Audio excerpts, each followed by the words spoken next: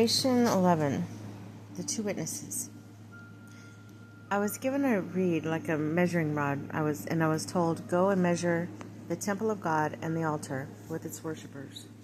But exclude the outer court, do not measure it, because it has been given to the Gentiles. They will trample on the holy city for 42 months, and I will appoint two witnesses, and they will prophesy for 1,260 days, clothed in sackcloth.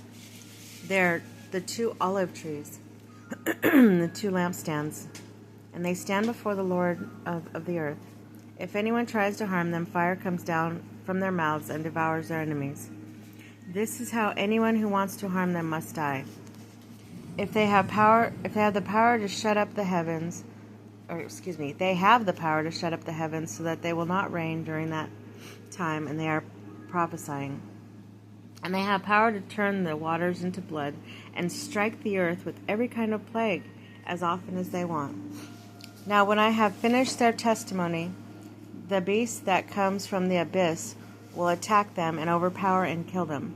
Their bodies will lie in the public square of the great city, which is figuratively called Sodom and Egypt, where also their Lord was crucified. For 3.5 days. Some of every people, tribe, and language and nation will gaze upon their bodies and refuse them burial.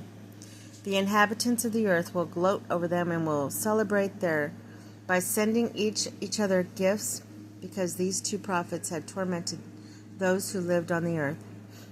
But after 3.5 days, the breath of life from God entered them, and they stood on their feet, and terror struck those who saw them. Then they heard a loud voice from heaven saying to them, "Come up here." And they went up to heaven in a cloud while their enemies looked on. And that very hour there was a severe earthquake, and 1/10 of the city collapsed.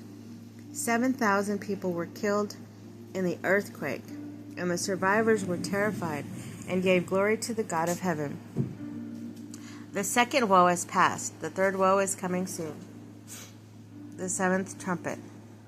The seventh angel sounded his trumpet, and there was a loud voice in heaven which said, "The kingdom of this world has become the kingdom of our Lord and of his Messiah, and he will reign forever and ever."